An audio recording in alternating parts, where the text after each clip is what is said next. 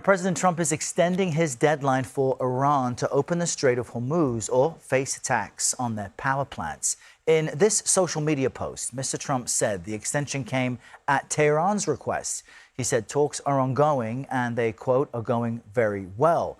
In yesterday's cabinet meeting, Trump gave insight into what he called a gift from Iran and rejected accusations that he's desperate to make a deal. They said to show you the fact that we're real and solid and we're there. We're going to let you have 8 boats of oil, 8 boats, 8 big boats of oil. I'm the opposite of desperate. I don't care. I want to know. In fact, we have other targets we want to hit before we leave. CBS News White House reporter Aaron Navarro joins us once again from our Washington bureau with more on this. Aaron, good morning. What more do we know about this deadline extension from the president, and where do negotiations really stand today? Good morning, Errol. That deadline was going to expire tonight, but as you mentioned, that got extended to the evening of April 6 here in the U.S. And President Trump told Fox News yesterday that Iran had initially asked for just a 7-day extension.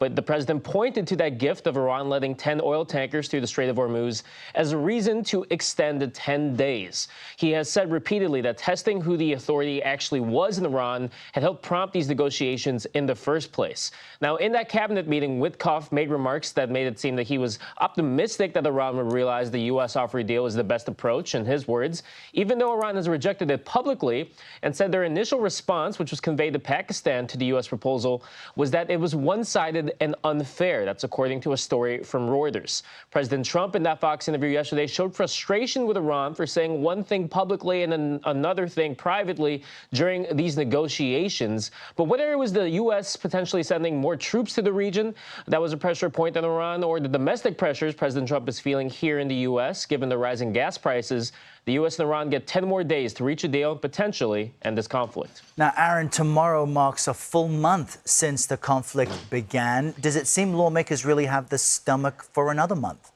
You know, the president yesterday seemed to dismiss reports that he's lost his base, the MAGA voter, MAGA members in Congress. But throughout this week, there's been a steady trickle of Republicans on Capitol Hill who have shown discomfort with this war, and especially given the news that about 1,500 troops are being sent to the region to join the 50,000 that are already there. Take a listen to what we heard from senators on both sides of the aisle yesterday. Americans should be shocked and fearful by the prospect of American sons and daughters on the ground in Iran in the most risky and perilous situation in recent military history. As far as I'm concerned, it's time to come home. Now, I don't have the information the president has. Now, House Speaker Mike Johnson has told his members that he believes the war will end soon, but it's clear that the discomfort among Republican rank-and-file members on Capitol Hill is growing. All right, Aaron, thank you very much. Let's get our viewers to the region now. We're joined by CBS News senior foreign correspondent Holly Williams. She's reporting live from Tel Aviv for us. Good morning, Holly. So President Trump says talks with Iran are going very well, but remind us what Iran really wants out of any potential deal.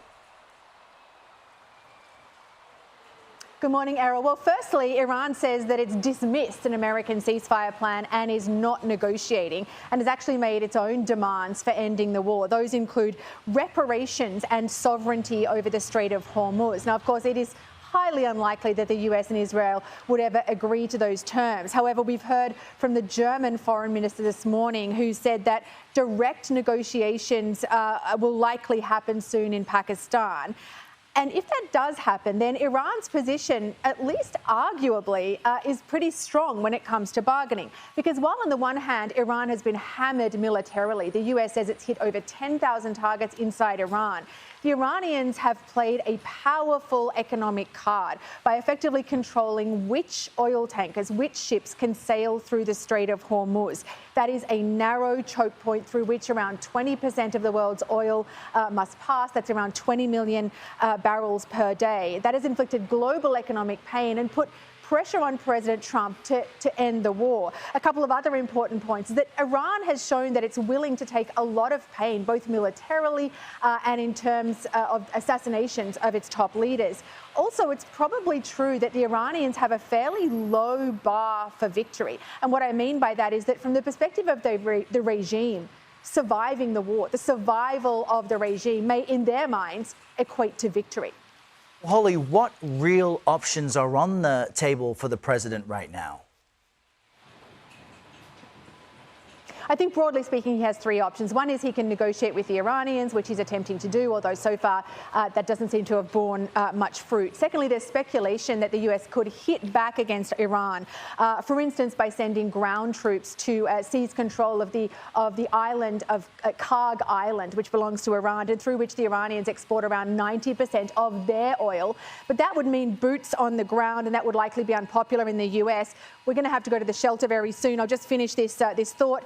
Finally, President Trump could unilaterally end the war, declare victory. But that would likely mean leaving around 1,000 pounds of uranium enriched to 60% in the hands of the regime. They would likely restart their nuclear and ballistic missiles program. And then there would be big questions for President Trump about what this war has actually achieved. Holly Williams, we hear that emergency alert. You and the crew get safe. We appreciate you standing by for us, Holly. We appreciate it in Tel Aviv.